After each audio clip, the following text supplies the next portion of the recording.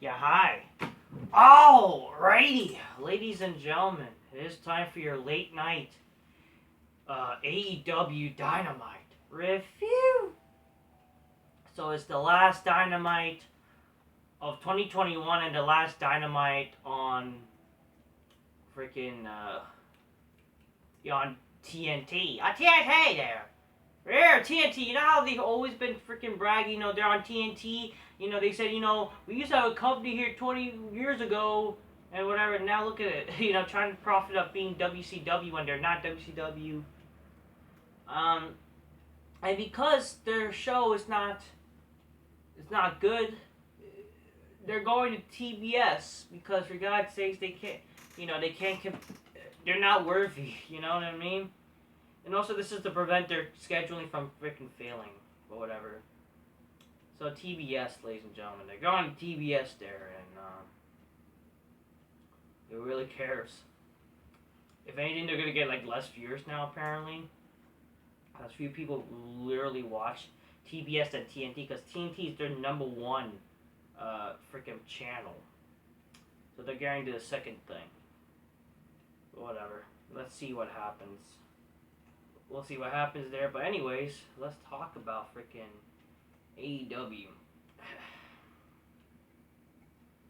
Okay, hold on a second, ladies and gentlemen. So I believe the show started literally tonight. So it's New Year's Smash, more like New Year's trash. You know what I mean? New Year's Smash. Well, I might as well pass because no one's gonna fucking want to watch this, except Smarks. Smash or pass is literally fucking. I'll just pass this. It ain't fucking worth watching. Okay, so what happened here? Yeah, this show really felt like if anything, this show felt like more like a Rampage. It was really a boring show. You know what I mean? And also just jobber shit happened. Nothing really big time happened. It just seems like shit that you see on Rampage. And this is supposed to be a pay-per-view, this is supposed to be a big show as well, because they're giving it a name like New Year's Smash or whatever the fuck. Anyways. So the show started with the stupid tag match. So many tag matches in AEW. Whatever. Oh man, I'm waiting for this to process. So last Dynamite 2021 starts with Christian Cage, Jurassic Express, and Lucha Brothers versus HFO, which is the Hardy faction or whatever the fuck, and FTR. So this is basically a 10 versus 10 tag match that no one cares. There was in Daily Place, basically the same arena they always go to, really. HFO, okay, so the Team Hardys, basically Matt Hardy and his jobber tag teams. And FTR defeated Christian Cage, Jurassic Express, and Lucha Brothers. No one really cares. This leads to a dissension between the Lucha Brothers and fucking Christian Cage's, the Jurassic Express, where they're going to have the tag title match next week on a debut episode of AEW Dynamite TBS, or whatever. Then Daniel this is why I say this is jobber shit, because I'm seeing fucking just jobber shit. Seriously. So, Eddie Kingston and Daniel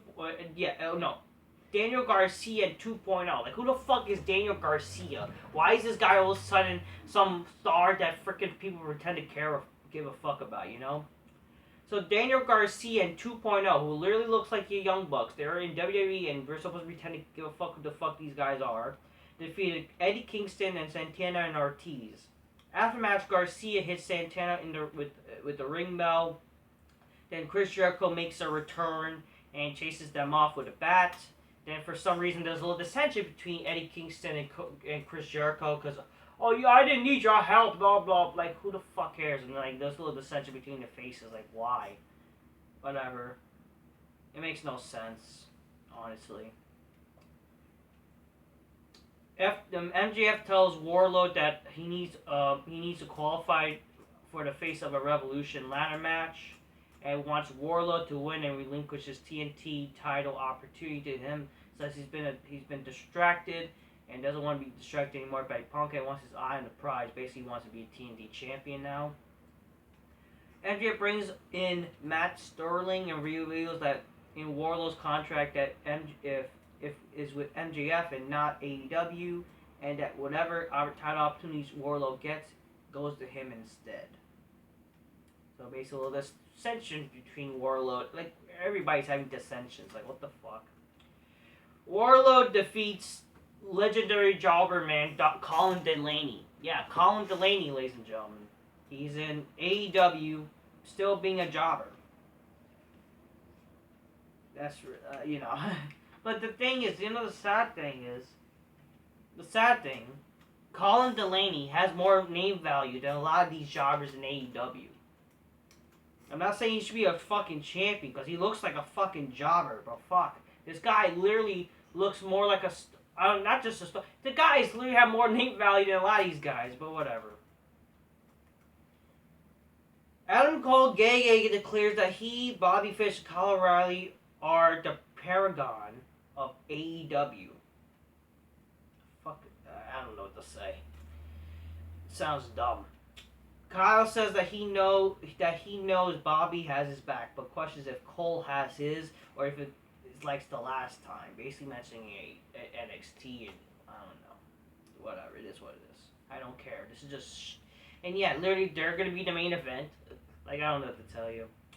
Jade Cargill defeats Thunder Rosa to get the final spot of the TBS Championship.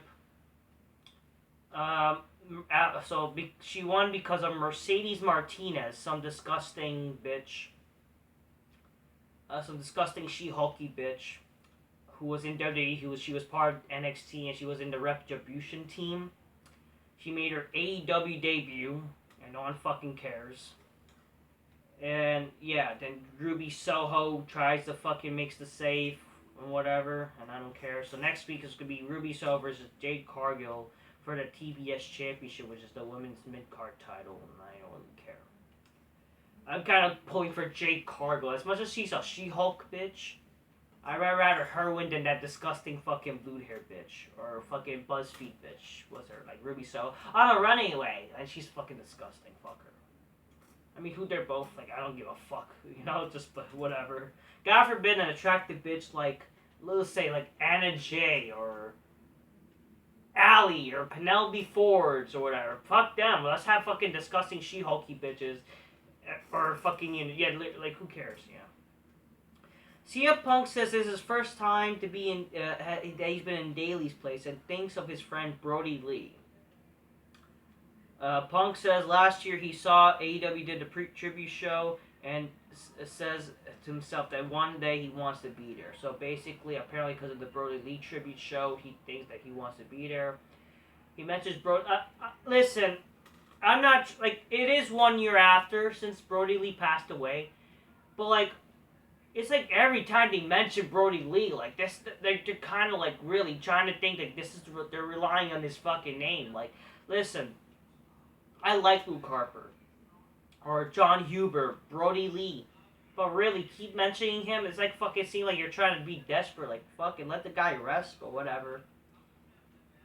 Punk says that he heard MJF says he's done with him and wants to be champion. Punk claims that MJF is just a Twitter troll in a fleece and a bigger waste of Khan's monkey than Tim Tebow. And he wants to be champion himself, but says that one day he'll face MJF and treats him like a troll and kicks his ass or whatever. I don't know. Brian Pillman Jr. calls out Malachi Black after what happened last week. I don't really care, but then Black comes out and then disappears. So this is leading to them going to probably face each other in the future. Whatever. Cody Rhodes versus Ethan Page for the TNT title is made official on Rampage. No one's going to watch that. Here's what's announced for the Dynamite on TBS. The first Dynamite on TBS for next week on 2022. Malachi Black versus Brian Pillman Jr. is happening next week. Ruby Soho versus Jade Cargill. Lucha Brothers versus Jurassic Express for the AEW Tag Titles. And the main event will for next week, I'm guessing. I wouldn't be surprised if they don't do this stupid shit for the first match. Hangman Page and Bryan Danielson for the world title. Basically, they're trying to hype this match. I think, oh, this could be, again, a 60-minute match. Yeah, so they're acknowledging instead of to solve that problem, not make it like a no time limit match. Instead, they're gonna just keep doing this. They're gonna basically do the same match. Yeah, great. Adam Cole, Gay, Bobby Fish, and Kyle O'Reilly defeats Best Friends, and that was our main event. Literally, that was our fucking main event. Just jobber shit, I tell you. Just jobber shit. That's literally was a indie job. That was literally an AEW Dark or fucking an AEW Rampage for 2 hours. And you know how CM Punk, he would go sometimes on Rampage, and who the fuck cares? Just jobber shit straight up.